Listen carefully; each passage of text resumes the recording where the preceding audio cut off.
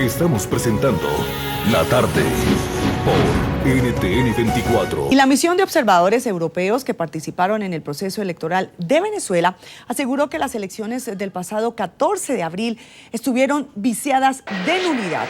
El Instituto de Altos Estudios Europeos parte de la tesis de que previo a los comicios, la interpretación que hizo la Sala Constitucional de los artículos 229 y 232, que permitió la participación de Nicolás Maduro como candidato, fue errónea, pues entienden que no le estaba permitido por ser vicepresidente. Según el informe de la misión europea, hay una sospecha prevaricatoria por parte del Tribunal Supremo de Justicia de Venezuela, que no solo forzó la Constitución, sino que olvidó los artículos del reglamento electoral que señalan que todo funcionario público debe separarse del cargo.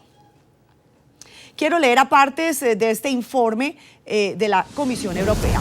Antes de hacer recomendaciones al sistema electoral venezolano, el Instituto de Altos Estudios Europeos parte de la tesis de que previo al 14 de abril hubo un vicio de nulidad que afecta a todo el proceso electoral. La interpretación de la Sala Constitucional de los artículos 229 y 232 que permitió la participación de Nicolás Maduro como candidato fue errónea, pues entienden que no le estaba permitido ser vicepresidente. Esto es lo que dice la misión. Para hablar sobre este tema, quiero saludar a Gustavo Palomares, catedrático europeo de la UNED, presidente del Instituto de Altos Estudios Europeos y quien encabezó la misión electoral internacional en Venezuela. Bienvenido a la tarde de NTN 24, señor Palomares. Muy buenas tardes, encantado de estar con ustedes. Señor Palomares, el informe final de la misión electoral en Venezuela pues concluye que toda, y resaltan la palabra toda, la elección estuvo viciada de nulidad. ¿Cuáles serían o cuáles fueron estas irregularidades? Mire, el Instituto de Altos Estudios Europeos ha hecho una valoración profunda, nuestro gabinete jurídico ha hecho una valoración muy profunda con internacionalistas, con constitucionalistas, y parece claro y evidente que no existía una posibilidad de que el vicepresidente de la República, aunque en ese momento estuviera ejerciendo alguna de las funciones o responsabilidades del presidente ante ausencia del presidente, no existía ninguna posibilidad, no existía ninguna figura constitucional que permitiera interpretar que había dejado de ser vicepresidente para ser presidente. Luego, por lo tanto, es claro y evidente que existe un vicio de nulidad absoluta en la autorización que hace el Tribunal Superior y la Sala Constitucional para autorizar la presentación de Nicolás Maduro como candidato. Luego, por lo tanto, existe un claro sentido de anulabilidad de todo el proceso desde ese momento. Habría que retrotraer todo el proceso justamente a ese vicio de nulidad que es evidente y es clarísimo que no existe ninguna posibilidad, ni siquiera existe ninguna interpretación jurídica que hubiera podido permitir la presentación del vicepresidente como candidato a presidente. El artículo 229 no deja ningún lugar a dudas. Señor Palomares, si hay un vicio de nulidad, como lo están diciendo en la misión europea, ¿qué querría decir? ¿Es Nicolás Maduro un presidente ilegítimo? No, mire, nosotros no tenemos la capacidad, como es lógico, para decir si es legítimo o no legítimo. Eso lo tendrán que decir, pues los tendrán que decir los venezolanos y tendrán que decirlo sus órganos jurisdiccionales. Nosotros estamos aquí para analizar técnicamente, jurídicamente, una serie de acontecimientos, una serie de toma de decisiones. Lo que sí decimos es que existe unas pruebas fundadas de que pudiera existir un claro sentido confundido y además con una voluntad claramente sospechosa a los ojos de cualquier buen jurista constitucional a la hora de autorizar la presentación del candidato. Quiere esto decir que todo el proceso, repito, que se da desde ese momento, sin duda, está viciado por el hecho concreto de autorizar un proceso que en ningún caso se podía haber autorizado. Señor Palomares, entonces, pues obviamente ustedes no tienen la capacidad de decir si un gobierno es ilegítimo o no, pero están diciendo que su elección estuvo viciada de nulidad. Entonces, ¿qué debe hacer con esta recomendación que hace la misión europea el gobierno de Venezuela sobre lo que sucedió el pasado 14 de abril? Mire, muchas veces uno tiende a fijarse en personas o en los candidatos. Hubiera ocurrido lo mismo si la victoria hubiera sido de Enrique Capriles. Hubiera ocurrido absolutamente lo mismo si la victoria no hubiera caído del lado de Maduro, hubiera caído de algún otro candidato o del candidato Enrique Capriles. Luego, por lo tanto, parece claro y evidente que se ha actuado fuera de la ley, fuera de la Constitución, que es la que básicamente autoriza quién puede ser candidato o no. Le voy a poner un ejemplo que es muy sencillo. Es casi como si, imagínense, a una pareja hubieran ido a contraer matrimonio y les hubiera casado un cura que es falso, que no es cura ni tiene atribuciones efectivamente para ejercer ese sacramento. Luego, por lo tanto, habría que retrotraer. Cuando se descubre que el cura no tiene la capacidad para casar a esos contrayentes, había que retrotraer el acto para que efectivamente alguien que tuviera esa capacidad y esa función pudiera ejercerlo. Luego, por lo tanto, está claro que la única solución para reparar ese acto es sin duda retrotraerlo al momento en el que se autoriza la presentación de los candidatos. Sí, señor Palomares, pero si se tiene en cuenta que el otro candidato de la oposición denunció en su momento que el fallo del Tribunal Supremo de Justicia, que ustedes dicen tuvo una conducta sospechosa, al haber hecho esa denuncia, ¿no cambiaría la historia en este momento? Yo creo que es evidente, hubo diferentes interpretaciones, pero esto no es una cuestión de dar la razón a un candidato o no dar una razón a un candidato. Esto es una razón de una base jurídica que afecta a la legalidad constitucional. Luego, por lo tanto, parece evidente que no puede darse por bueno un proceso que parte sin duda de una interpretación no solamente errónea, no es un problema de opinión jurídica, es una cuestión que, viendo la sentencia de la Sala Constitucional del Tribunal Superior, se ve pues claramente una interpretación que es completa y absolutamente ajena a cualquier tipo de posibilidad jurídica constitucional.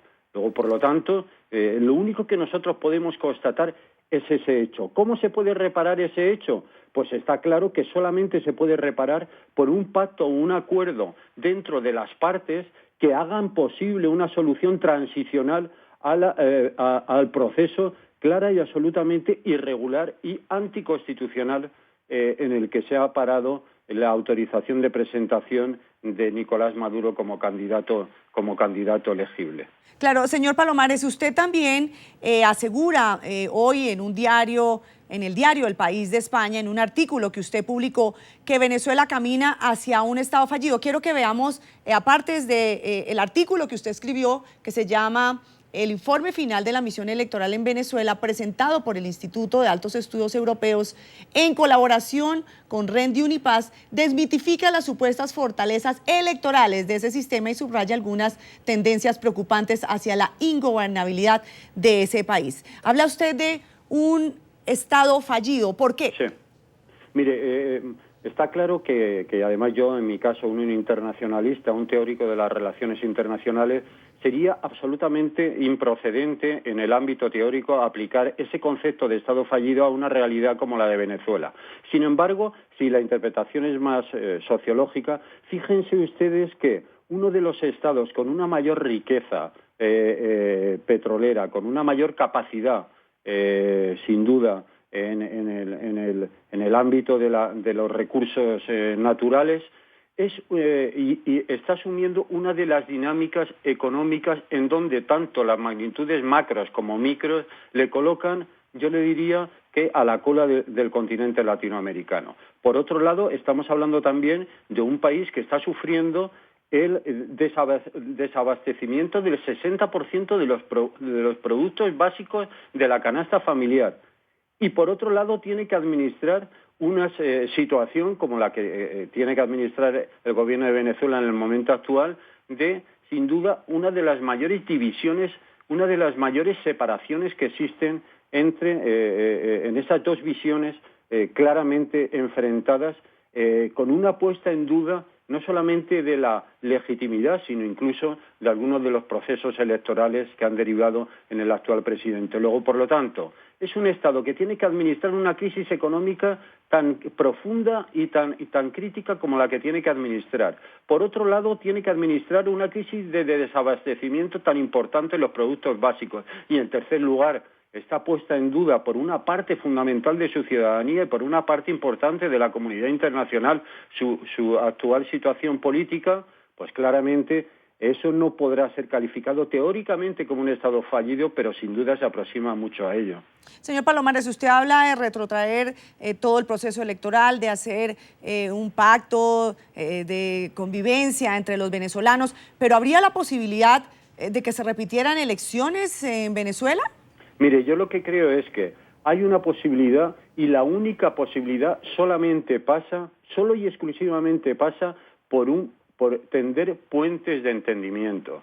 Y yo creo que mi artículo en ese sentido es, yo creo que en este momento de emergencia nacional en Venezuela es necesario probablemente que los ámbitos más moderados, que los ámbitos más dialogantes de un lado y de otro, empiecen a tender esos puentes de entendimiento que den una solución transicional al problema que está administrando en este momento Venezuela.